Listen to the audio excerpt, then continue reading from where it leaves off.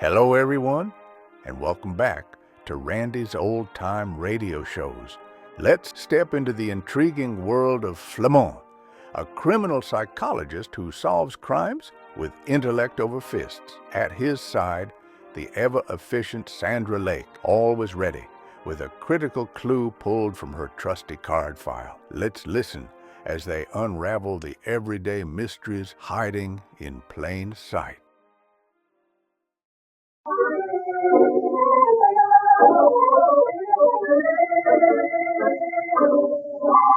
And now, card number 251 from the crime files of Flamond.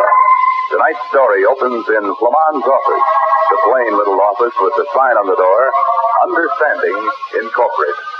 This is going to be a rather difficult case for you to handle, Flamond. Maybe, Mr. Markham. I'll judge that's a matter of the particulars. But you aren't going to hear any particulars. That's exactly what makes it difficult. Mr. Markham, you'd have to tell Flamond something about the case before you could expect him to handle it. That's precisely what I can't do, Miss Lake. He's going to have to work in the dark. I'm afraid that's impossible, Mr. Markham. People said it would be impossible for me to build a great chain of daily newspapers from one country weekly. Nothing's impossible, Flamond. I should have said improbable, maybe. Anyway, I don't handle cases unless I have the complete confidence of my client. Do you think I'd come here if I wasn't entirely confident of your ability and integrity? I could afford to hire any detective in the country. It isn't a matter of money with me, Mr. Markham. You know my background, Flamond. You know what kind of newspapers I run. Militant, aggressive, courageous papers that fight for the welfare of their respective communities. Yes, I really think that's true. I've made enemies, naturally. You can't build a newspaper empire without making a great many of them. I rather pride myself that I've made the right enemy. And some of these enemies are trying to annoy you by unfair means. Is that it? Annoy me? No. Somebody's trying to murder me. You really believe that? I wouldn't be here if I didn't. Do you have any idea who the prospective killer is? More than an idea. I know exactly who it is. Oh? Who?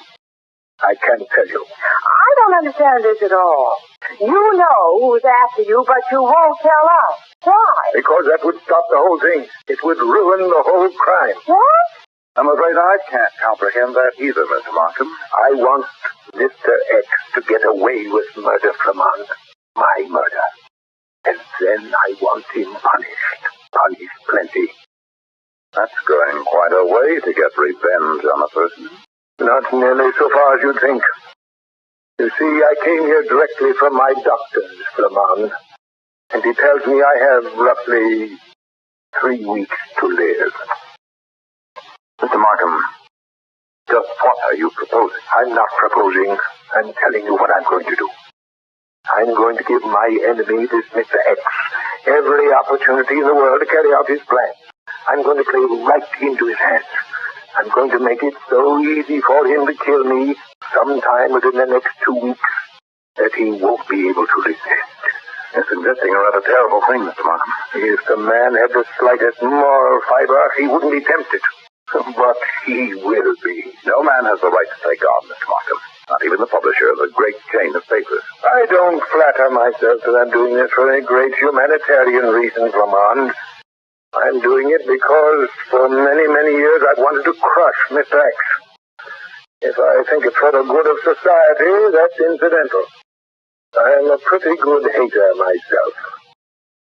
What do you want of me? Mr. X is clever. I'm going to give him ample opportunity to carry out his schemes. But I still want you to see that he's convicted of first-degree murder. I couldn't even consider your proposal. I know. But after the murder has been committed, you can. You can't condone murder, and you can't see a killer go unpunished. You'll step into the case all right, Flamond, and you'll be well rewarded. In what way? After my murder, you'll go to my office and ask to look in the third lower left-hand deposit box in my private safe.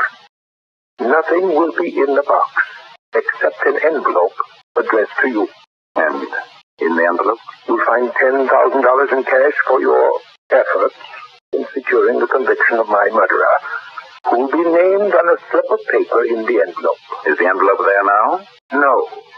But it will be. And you wouldn't get it now if you went after it, if you're thinking of stopping my plan. Good day, and the best of luck.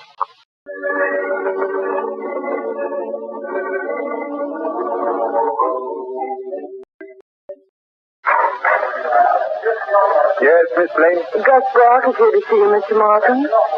Show him in. Oh, you shouldn't see him, Mr. Markham. He always upsets you so terribly, and, well, it frightens me half to death. Show him in, Miss Blaine. Well, I don't... All right. Mr. Markham can see you now, Mr. Brock. Okay, honey. Close the door as you go out. Little Miss High and Mighty don't go for me, Marky. Gus, please. How often must I tell you I don't like that Marky thing? The more you tell me, Marky, the more you'll hear it. What's the trick this time, Marky? Trick? Yeah, trick. Were you leveling when you said you were ready to do business with my outfit? Yes. You'll plunk for my candidates right down the line and no hedging? No hedging. You've crossed me up before. I've done no such thing. I've never promised you I'd endorse your ticket. You've always been pretty cute about that. You take the gravy and then cross me up and holler, I didn't promise you anything. You've been a pretty ungrateful guy, Marky. Listen, I paid you back the money you advanced for the Chronicle. Every penny of it with interest. Did you think you were buying my soul when you financed that deal? Yeah, that was the idea you gave me, but that's past. I need a lot of help on this ticket, Marky. It kind of smells some ways. I'll go along. What do you want? Cash, Gus. I'm hard up. How much? $15,000 right now. $100,000 if your ticket's elected. That's pretty heavy money. You don't pay unless I deliver. That is, aside from the $15,000. You want it in cash, you said. Suddenly I want it in cash. And not delivered here. Why not? Bad enough that I'm selling out to your political machine without having the folks who work for me know it. Lord knows what excuse I'll give them for switching. Well, think of one. You always thought of pretty good stories to give me when I had a beef. Remember, this is one deal. After the next election, everything's off again. Yeah? I'll give you a check for $15,000. You think I'm crazy? I'd never take a check from you. No, I'm not loaded that heavy, Marky. $15,000's a lot of dough to carry around with you. Well, you can meet me later tonight and give it to me. Where? It has to be someplace where neither of us is known. Someplace where we won't be seen by anybody. You name it. How about down by the waterfront? 11 o'clock tonight. Anything you say. And come alone. The deal's off if you have anybody with you. Don't worry. I'll be alone, too. And don't tell anybody where you're going. If you try to cross me up, I'll tell my secretary I'm going out to get some indeed. Have somebody call at 5 minutes to 11 and ask for me, if you don't believe that. I might do that, Marky. Yeah, positive you'll be alone? Of course I'll be alone. You think I'm a fool? I wouldn't be caught dead with you in public. You won't be, Marky. Don't worry. Yeah, better be going. So long. Goodbye, Mr. X.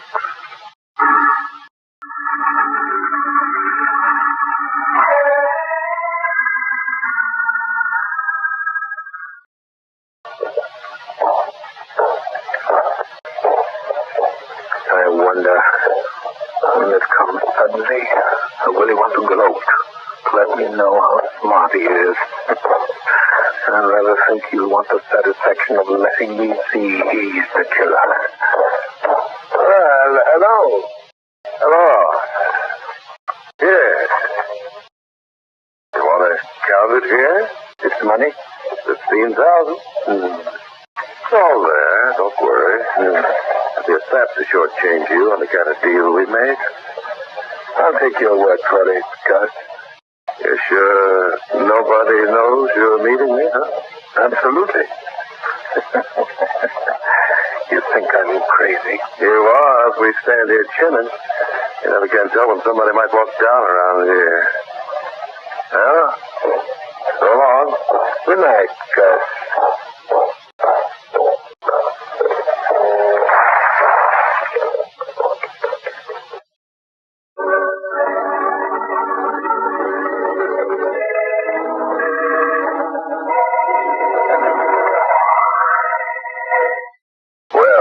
Looks like the late Mr. Markham got his wish. At least the part of it where he said he wanted to be murdered. But is Flamond going to have any proof that Gus Brock is the killer? Confidentially, I've never known Flamond to fall down on the job yet. But we'll see.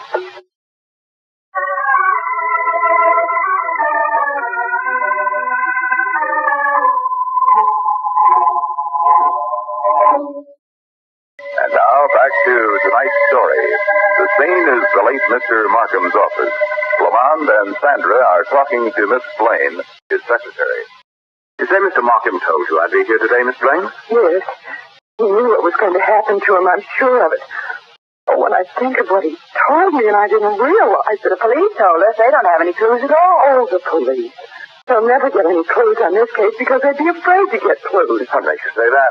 There'll be a lot of indignation over Mr. Markham's murder. Public opinion will force action. There are things the police worry more about than public opinion in this town. Like what? Like Gus Brock. His machine's not in power now, though. Oh, he's the crookedest grafter that ever rooted a stake. Don't ever bet he isn't powerful, in or out. And you think Gus Brock killed Mr. Markham? Oh, Brock was in here late yesterday afternoon. He stayed in with Mr. Markham for a long time. What did they talk about? I don't know, but Mr. Markham was furious and, well, a little frightened, I thought, after Brock left. Frightened? Well, maybe it was my imagination, but yes, I think he was. Did Mr. Markham tell you what I'd asked for? Why, no. The third lower left-hand deposit box in his private safe. Very well.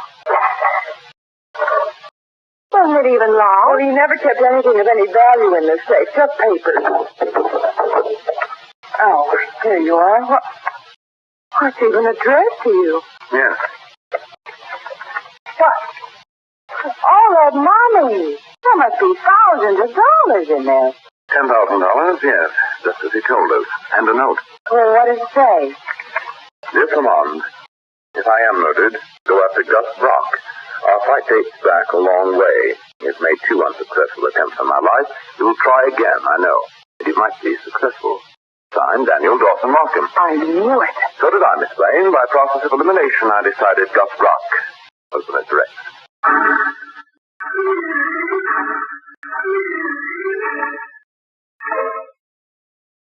Me, an enemy of Marky's? Well, we were pals. I'd done him a lot of good turns. Why did you call on him yesterday afternoon, Mr. Brock? Why, he invited me up to see him for a chinning session. Chinning? About what? Oh, politics, this and that. We were old friends, see? Why, I helped him in business. I practically bought him his newspaper. Is that so? How come he fought you so bitterly then? Oh, that was part of the act. As a matter of fact, he was getting ready to push my whole ticket into office. Do you have any proof of that? That isn't the kind of thing you fix so there's ever any proof on it. But you were friends. Sure, that's any of the boys. What boys? Members of my club, the Gus Brock Social Club. Mr. Brock, where were you last night? Last night? Let's see. What time? From 10:30 to midnight, I was over at the club. With the boys? Yeah. They'll all swear you were there during that time. Oh, not all of them, I don't suppose. I got a private office there, see, and I had a couple of fellows in there with me going over things. Only 2 witnesses, Mr. Brock? I'm surprised. Yeah, you go making nasty facts about me, And what? you'll find it isn't very healthy. People who cross me up aren't ever very lucky afterwards. Like Mr. Markham? He never crossed me. We were buddies. And I wonder why he left this note. What note? Let me see it. Why, a dirty rat. Have the cops seen this yet? No, but they will. Oh, sure. I'll show it to them. You'll show it to them. You think I'm nuts? I know what was in it anyway. I'll report it to the police. You wouldn't bet any dough on that, would you? See here, you're in bad enough with one murder. Try 2 and you'll hang for sure. Put that gun away. You can talk real hard with lots of authority, can't you? Just like a big politician. And you scare me just about as much. Look, get going. Hurry up about it. Not so fast. Hurry up. No funny stuff. Just where do you think you're taking me? Why, over to the club to meet some of the boys.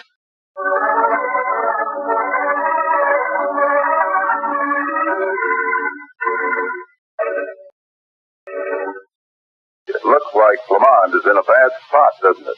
I wonder what the boys have in store for him. We'll find out in just a minute.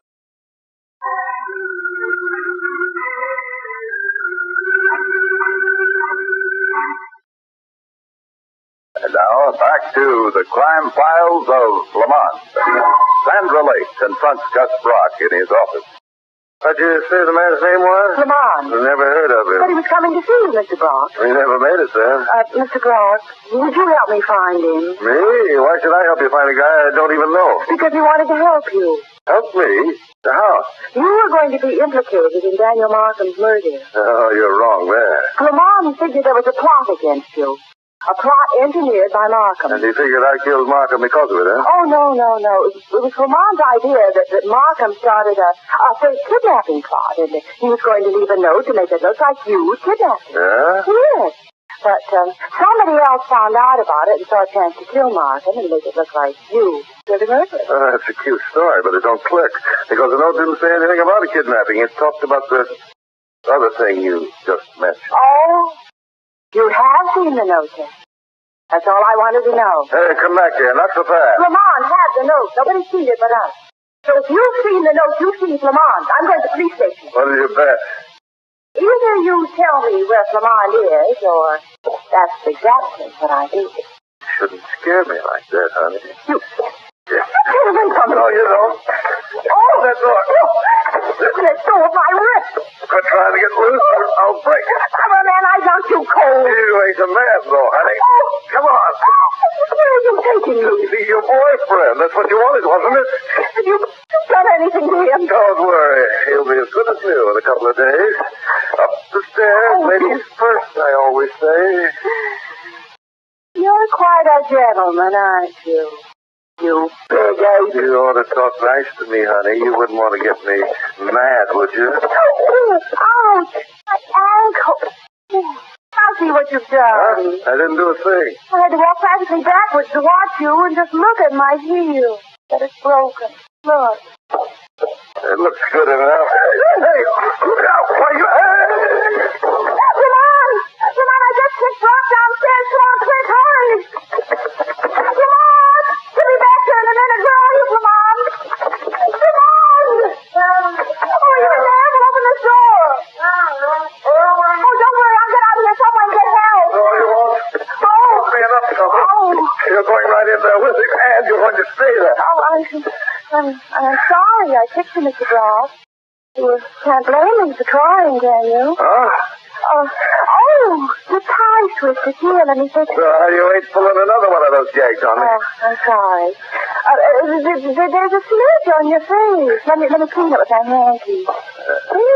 Thanks for keeping him looking towards you, Miss White. What? Where? Don't get frisky, Brock. I don't know much about this gun, but I know that when you pull the trigger, it goes off. You, Markham Secretary. That's right. Miss Blake wanted me to stay away, but I thought she might need help. I guess I did. What are you going to do with me? Turn you over to the police where you belong. We'll have to get them on first. When keys, Mr. Brock? Left hand pocket on a key ring. I'll get them. Keep your hand away from that pocket. Miss Lake will get them. Which key is it? That long one, right there.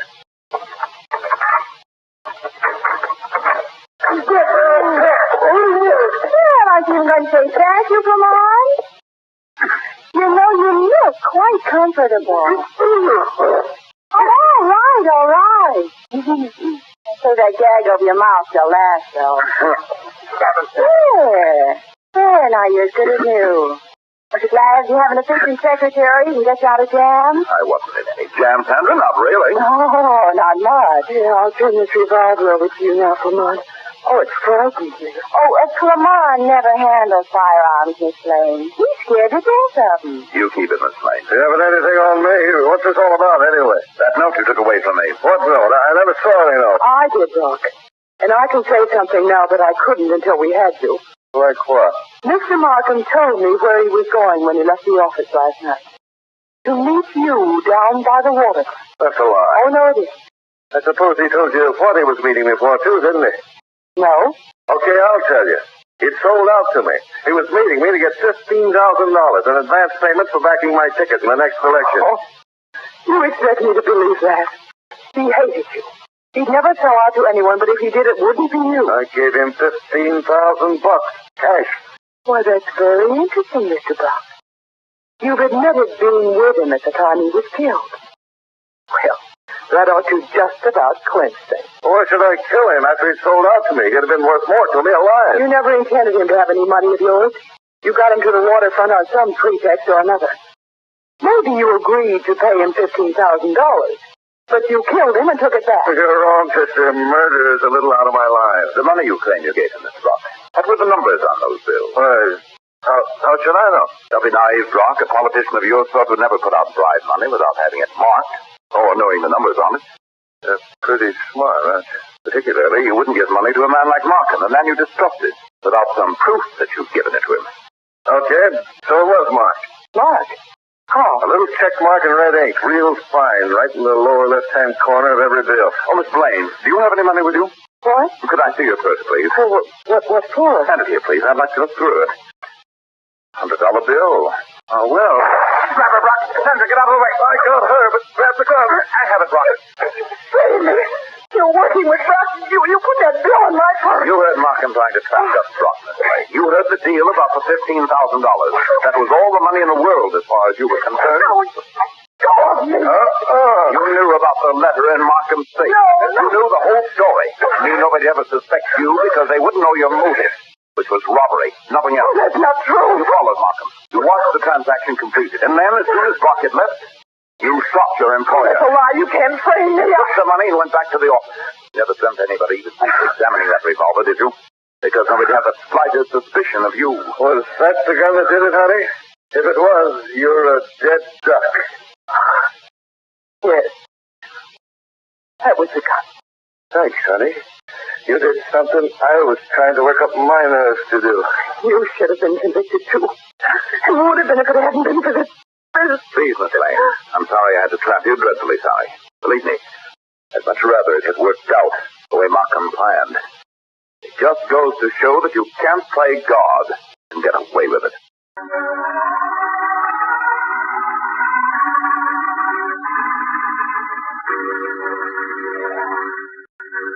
Flamond and Sandra will be back in a moment with the basic clue in tonight's story, an exclusive feature of the crime files of Flamond.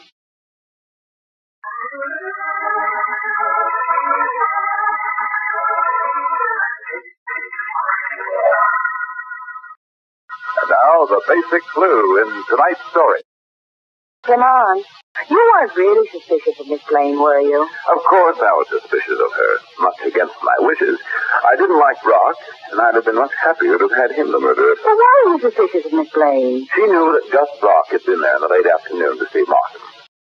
She said she tried to talk Markham out of seeing him, and that she was scared Brock would hurt her boss. Well, that sounded reasonable enough to me. But she told us she didn't have any idea what they talked about.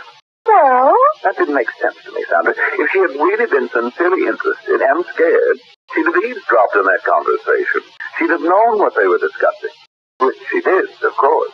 Come on, you don't think I'd ever eavesdrop on a private conference of yours, do you? Sandra, the reason I never have you in the outer office when I'm having a conference is that, I don't want to tempt you, Sandra. Oh, you make me tired. Well, anyway, I have the title for tonight's file card. What is it? I'm calling it The Case of the Innocent Crook.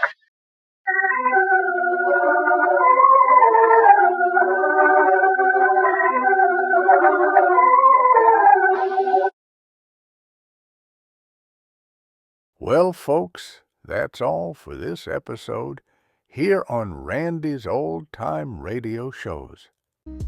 Now, bringing these golden oldies back to life takes no small amount of time and effort from our good friend Randy, cleaning up the audio, converting the files, and making sure each show has the best audio possible. If you've enjoyed the program and you'd like to help keep these classics on the airwaves night after night, why not consider a small donation? Every penny goes straight to supporting Randy's work and helping this channel stay on the air. You'll find the links down in the description below. And for those of you kind souls who've already given, Randy tips his fedora to you. Your support truly keeps this old radio spirit alive. Thanks ever so much. And until next time, keep those dials tuned and keep the memories rolling.